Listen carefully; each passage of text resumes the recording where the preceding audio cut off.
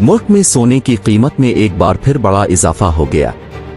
सोने की फी तोला कीमत 1,600 रुपये इजाफे के साथ 2,42,900 रुपये हो गई। 10 ग्राम सोने की कीमत में 1,372 रुपये का इजाफा हुआ, जिसके बाद 10 ग्राम सोना 2,08,248 रुपये पर पहुंच गया। आलमी मार्केट में सोना $28 के इजाफे से $2,363 फी औंस का हो गया।